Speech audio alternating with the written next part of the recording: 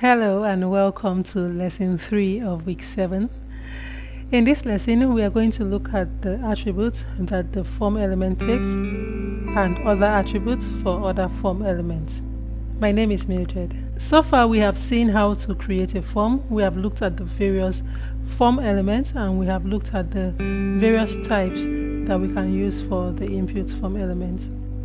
The first thing we are going to look at here are the attributes that the form element takes, and the first attribute we are going to look at is the action attribute. The action attribute takes the value of the processing page. So when this form is submitted, we want to specify the page that processes this information. By default, it is processed on the same page, and if we want to send this to another page, let's say for instance we have something like case information.py, which means that we have a Python script which is on the server side that looks through this information and processes this information either before storage into the database or for further action. But the action attribute takes a value of the address of the processing page or same page if nothing is specified. But we need to be able to send this information to the action page using an HTTP method. We specify the method attribute and it takes the value of either get or post. If you want to send information that is not sensitive, that is not so large, that you can bookmark, you can use the method get. If you want to send sensitive information, large information, you use the method post. These are the two HTTP methods that we are going to be using to send information for processing. So once you have things like a search button, you are going to be sending data or searching data that is not sensitive. It is sent to the URL, and so everybody can see the information that you are sending on the URL. It can be bookmarked, and so you don't want to use the get method for any sensitive information.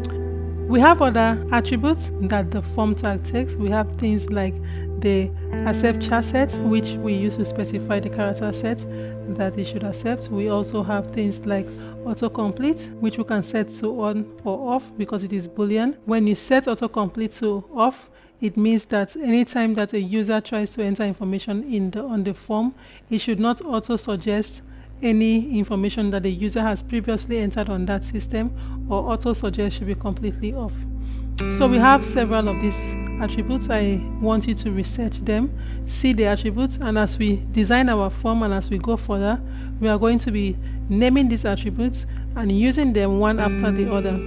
Let's look at attributes that we can specify on other form elements. Let's say we want the length of the characters for the first name to be maximum of 10. We have a max length attribute that we can specify and use 10 as the value, so which means that the maximum number of characters that the user can type into this box will be 10. And when I go to my page and refresh, when I type and I want to keep typing, it stops at the 10th character and I can type greater than 10 characters in that field. We also have another attribute which is required, which we can specify to make sure that the user types something into the field before the submit button is selected. So if I try to submit without filling that value, it tells me to please fill in this field.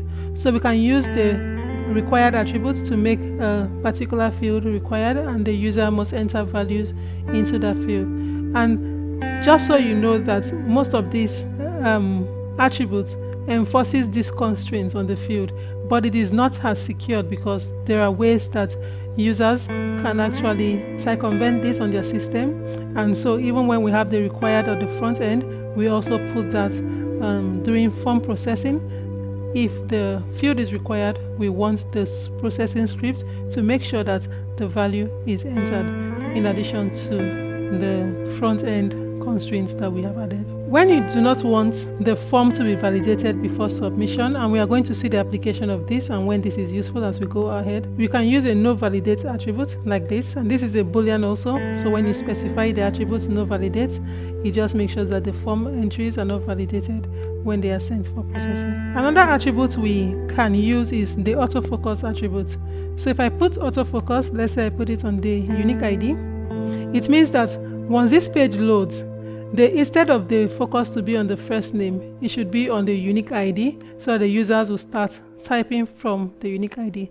So when you use an autofocus attribute, it's going to put the focus of the cursor on that field that has the autofocus once the page loads for the first time. We also have the step attribute. If we put the step for number type, let's say we want the users to enter a number and we want the numbers to be multiples of 5, for instance.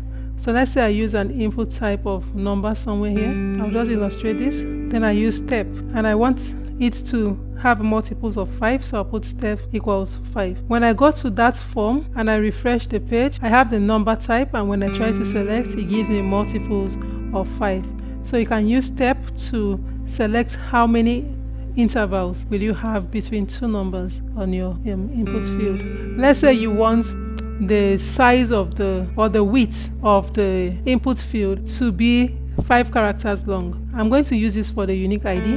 I'll put size is equal to 5. And so when I go back to that form and I refresh, I will have this will be the length of 5 characters. If we use the size on the select element, we can decide that we want 3 of these values to be visible at once, and we can use the size is equal to 3 here. So there are different applications of this. When I save this, I go to my form and I refresh. I will have 3 of these options visible: the select one, which is disabled, the heterosexual, and the homosexual. For these attributes, we call the multiple attributes. When you want the user to be able to select more than one option, you use the multiple attributes, and so the system will now allow the user to select more than one option. But without the multiple attributes, only one option can be selected. We have things like the form attributes, where we can specify a form attribute and put the name of the form. So in the event where we have an input field outside of the form tag, let's say we have an input here, and we want to link these inputs to the form. We want to specify what form these inputs belong to. We are going to put the form attribute, and we are going to put the value of the ID attribute on the form. So let's see, this form doesn't have an ID attribute, so we can put an ID here is equal to case form. And so when I use the form attribute on the inputs that is outside of the form tag, I'm going to put the form is equal to case form. So these are the attributes that you will find useful in your assignments. There are more attributes. I want you to research and read extra to see the ones that we did not cover, but these are the most of them. And this is where this week ends. Thank you, and see you next week.